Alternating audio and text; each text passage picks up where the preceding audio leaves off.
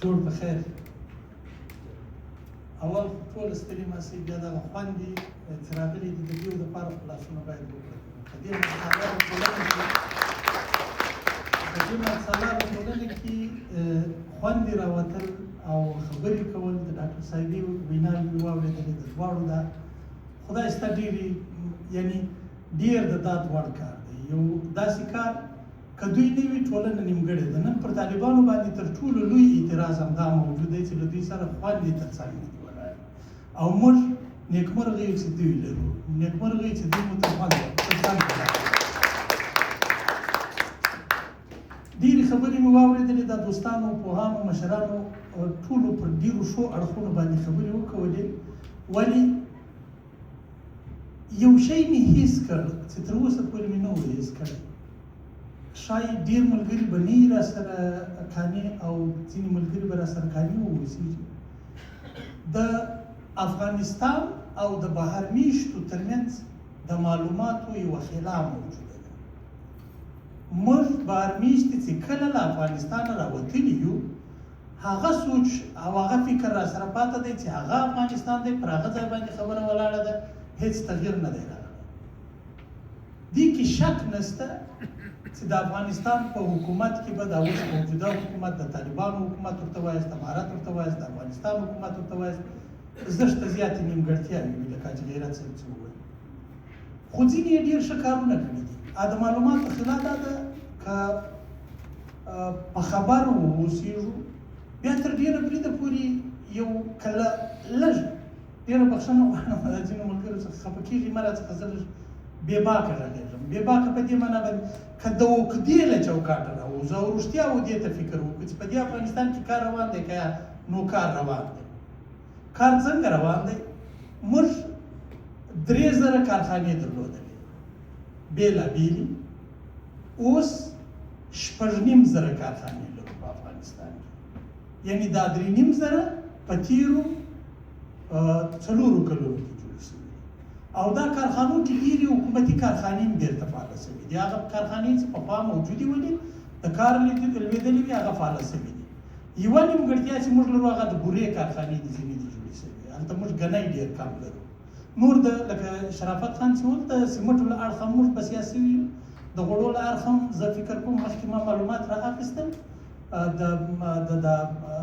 د طالبانو له یو چارواکي، د مسؤل چارواکي سره مې خبرې کولې، ول 2500 موږ د غوړو کارخانې لرو. یعنې دا معنا د غوړو له اړخه هم افغانستان پر خپلو پښو درېدلی دی.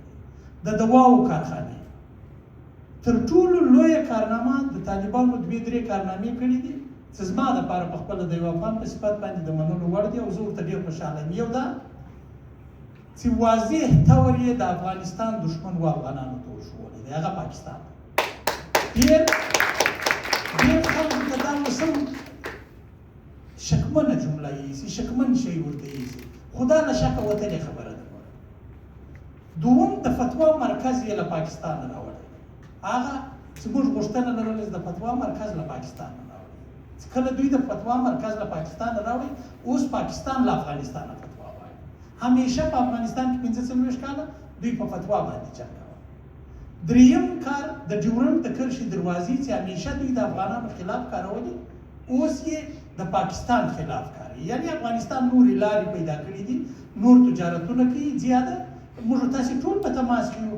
هغسې لوږه لکه څنګه چې پاکستان یې اټکل درلودی نه ده پېښه شوې، هغسې ګراني لکه څنګه چې پاکستان یې اټکل درلودی نه ده پېښه شوې. نو مطلب دا دی چې دا یو بل شی و چې دوی سرچپه کوي. جنګ پر دې اړه باندې ډېر شان سرچپه شول. زه به دا جمله په دا ټک باندې ووایم، ما ته ملګري وایي دا ځینو جملو سره احتیاط کوه. نو ډېر شان طالبانو سرچپه کړل، اوس پاکستان محتاج دی. ښه، دا خو یې هغه اړخ دی. په کور دننه تقریبا 1500 کیلومتره سړک جوړ شوی دی تر اوسه پورې په دا 3 کاله کې. دا یې باید وستایل شي، خو که د نجونو مکتب نه هیله کوي پر هغه باندې یې نیوکه باید وشي. د دې معنا دا نه ده چې د نجونو مکتب ته اجازه نه ورکړي چې سړک هم ورد. د دې مطلب دا نه دی چې دوی د ښځو کار ته اجازه نه ورکړي. اوس ډاکټر صاحبي په خپله وینا کې وویل چې موږ د متخصصینو شمېر یې ښودی، هغه سلایډونه ما کتل، تاسو ټولو ولیدل. چې متخصصین او ډاکټران زموږ په افغانستان کې هم ډېر لږ ښځې لرو. نو دا خو په دا تېرو 4 کلو کې نه دي بندي شوي. دا معنا چې په تېر کې هم د ښځو تعلیم ته پام نه دی شوی.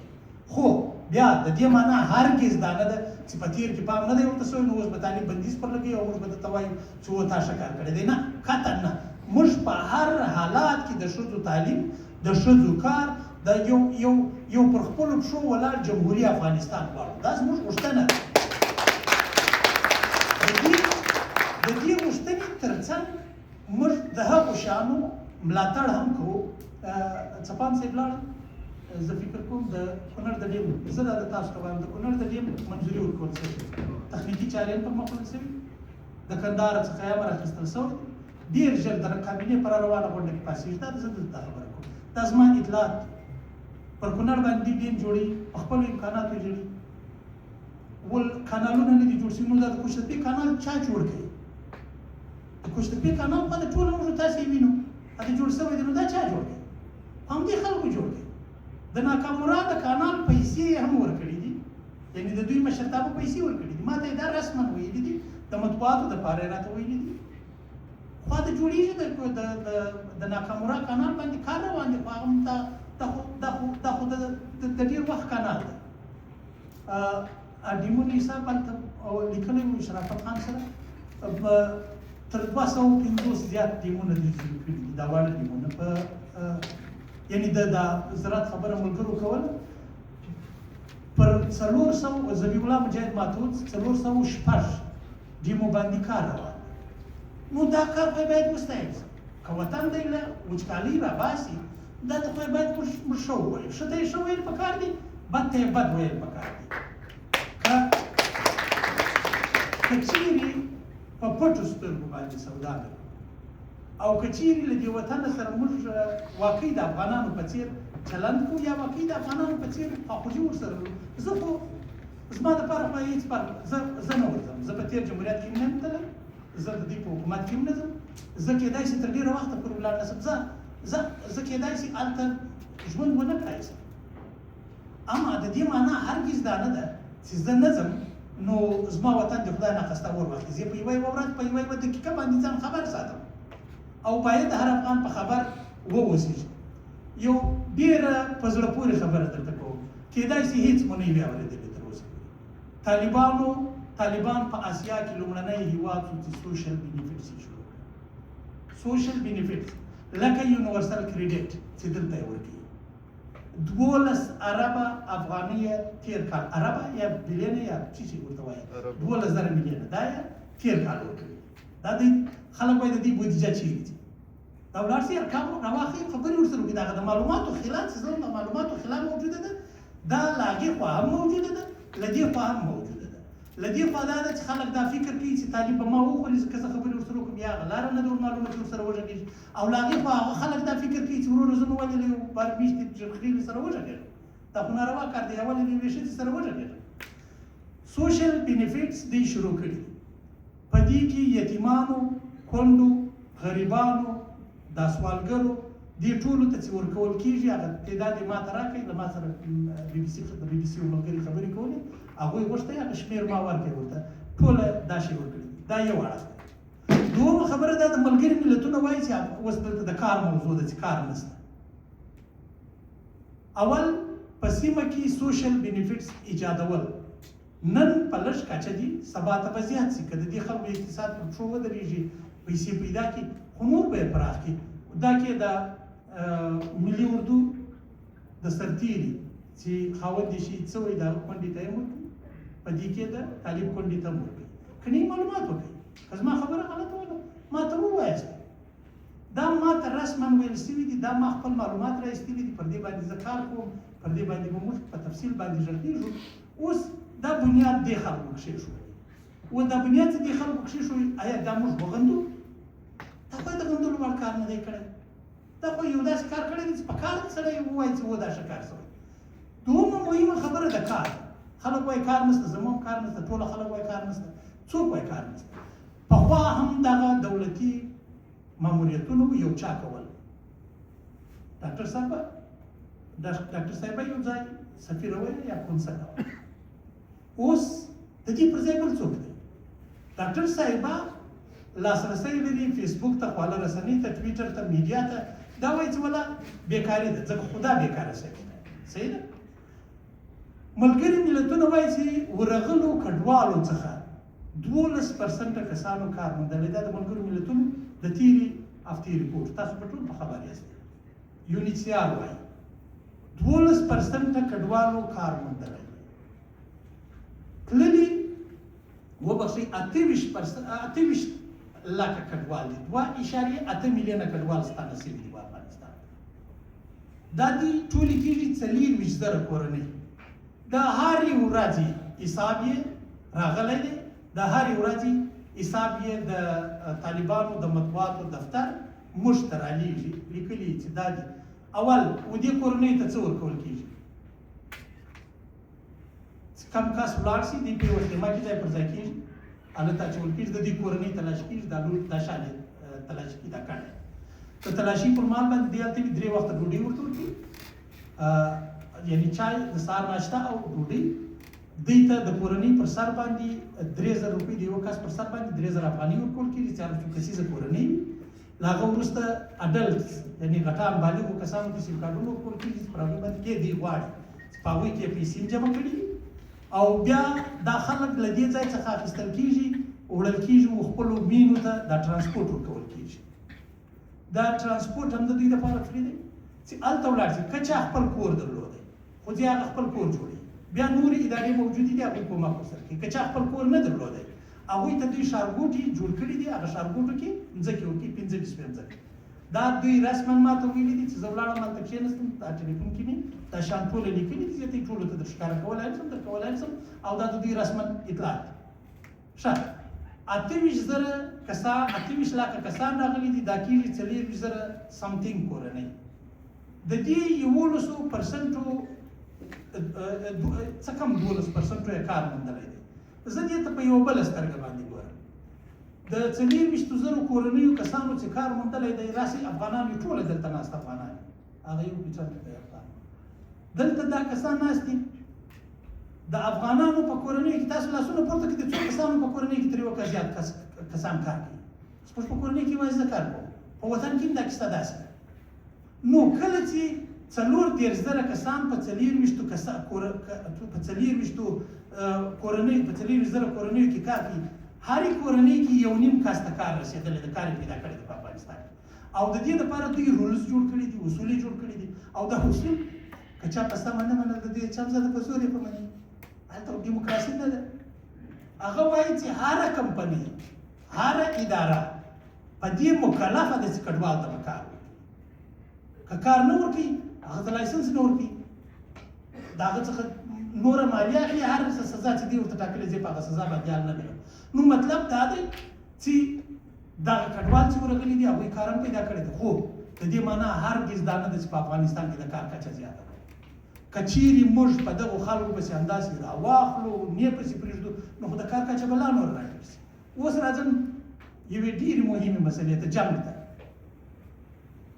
جنګ زه نه غواړم هغه تفصیل دلته پر دې سټیج باندې ورکړم د جنګ زور ما لیدلی دی او د جنګ زور تقریبا هر افغان لیدلی دی جنګ زما له وطنه کډه کړې ده تر ډیورنډ کرښه غاړې ته اوښتی دی جنګ یوه بلا ده بلا چې کله په وطنونو راګډه شي بیا ځوانان ریبي بیا ککرۍ ریبي هغه بلا زما له وطنه وتلې ده ښه وتلې ده که بده وتلې ده بېرته چې هر څوک راوړي هغه د دې وطن دښمن دی زه ما ته خلک وایي ته د ولا د طالب ملاتړ زه د افغانستان ملاتړ کوم زه چې په شعوبات پوه شوی ما د جنګ مخالفت کړی زه په شعوب چې زه مرم تر هغو پورې زه د جنګ مخالفت کوم دا زما له خدای سره وعده ده دا زما له خپلې وفات شوې مور سره وعده وه دا زما له تاسو سره وعده ده دا زما له خپلو خلکو سره وعده ده هر څوک چې جنګي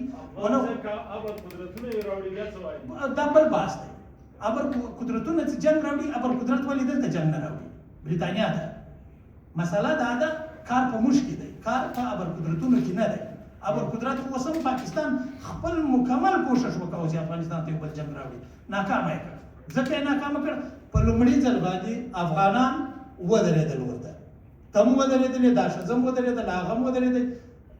د بلا تفرقه افغانان وته یو څو بېله مسله ده چې څه کسان به نه وي درېدلي، خو په مجموع کې 90% 95% افغانان د دې جنګ خلاف ودرېدل، بلکې نه 90% د پاکستان په وړاندې ودرېدل. دا د تاسو ولیدل پاکستان په خپل ټول توان ونه توانېدی چې افغانستان ته بل جنګ راوړي. خلک دا یوه خبره کوي چې د افغانانو ولا د مذاکراتو میدان بایللی دی او د جنګونو میدان یې ګټلی دی. نه، افغانان چې کله درېدلي دي یو موټی سوي دي، هېڅ چا یې مخنیوی نه دی کړی، نه څوک مخنیوی کولی شي. ګورئ پاکستان څه غواړي په افغانستان کې؟ د پاکستان د سمنټو کارخانې، د پاکستان د بورې کارخانې، د پاکستان د زهرجنو دواو کارخانې. دلته ډاکټر صاحبان ناست، دا ټول په دې باندې پوهېږي. دا ډاکټر صاحبان په دې باندې پوهېږي کومې دواوې چې افغانستان ته راځي دې سره د کینسر مرض ډېر زیات شوی دی. یوه خبره لا بله دا د کینسر مرض د ډاکټر صاحبانو خبره رایاده شوه. ستاسو د اطلاعاتو دپاره تاسو کولی شئ، زه تاسو ته مسؤولو کسانو کې تاسو ته شمېرې درکولی شم، تاسو خبره وکړئ. موږ په کندهار کې اوس کیموتراپي کوو. واو، که په دې باندې څوک نه خوشحاله کېږي، هغه مو بل سره بیا په افغانستان نه خوشحاله کېږي. کابل کې خو یې موږ لرو چې لرو یې. موږ په کابل مذهبي طور دی دا شی بند کړی دی. ګرده پیوندولی شو، ینه پیوندولی، دا پیوندونه چې په طب کې هر څه کېږي هغه تاسو ته معلوم دي، ډاکټر صاحب هم هلته ناست تاسو ناست یاستئ، پیوندونه کېږي. نو دا شی پرمختګ کړی دی، دا ښه کارونه دي، دغه یې وستایاستئ. هغه کار چې نه دی سم پر هغه باندې یې نیوکه وکړئ. او بل یو الټرنیټیو پیدا کړي، لکه دی چې د تیر حکومت الټرنیټیو د دفاع وزیر یې درلودی، د خارجه وزیر یې درلودی، ولسوال یې درلودی، قاضي یې درلودی، والي یې درلودی، قومندان یې درلودی، هر شی یې لرلی. یو شډو حکومت ورته جوړ کړي، بیا راسې ورته ودرېږي په مخه. او که تاسو غواړئ چې بل څوک نه وي دا خلک ولاړ شي، دا یوازې هغه خلک غواړي چې هغه په افغانستان کې د جګړې ورته لمن وي او د ده ګټې یوازې په جګړه کې دي، او یا سخت عقده‌یي دی. د طالب نوم یې نه دی خوښ. هلکه چې دغه شان راته کوي، خو دا دونه وخت دلته تېر شو، کوم کارونه ونه شول په دا وطن کې؟ کوم هغه جنایت دی چې په دنیا کې شوی دی چې هغه زما په وطن کې نه دی شوی؟ که د دې جنایتونو مخه نیول کېږي او بیا هم موږ جنګ په غېږ کې رااخیستی دراوړې په افغانستان کې، دا د افغانستان سره دوستي نه ده، دا د افغانستان سره دښمني ده. د افغانانو د نړیوالې شورای کور آباد چې دا غونډه یې جوړه کړې، د همدرد صاحب، د حاجي غیرت صاحب، د زمانو شرافتو دا ملګري دا دي ټوله، سهیل جان کور آباد چې دا شی جوړ کړی ده او دغه ته خلک رابللي دي. زه خو دا وایم د جنګ خلاف راوچت کړي. البته جنګ زموږ د وطن دشمن دی، خو جنګ زموږ د وطن په ضرورت باید بدل نشي، لکه څنګه چې په تیر کې بدل شوی. هېڅ یو دی کس دلته نه دی ناست، یا د اکا زوی، یا د ماما زوی، یا ورور، یا خور، یا زوی، یا خاوند په دې جنګ کې له لاسه نه دی ورکړی. بس ته نو ډېره مننه. ژوند خدای مو ښه کړه، اباد اوسئ.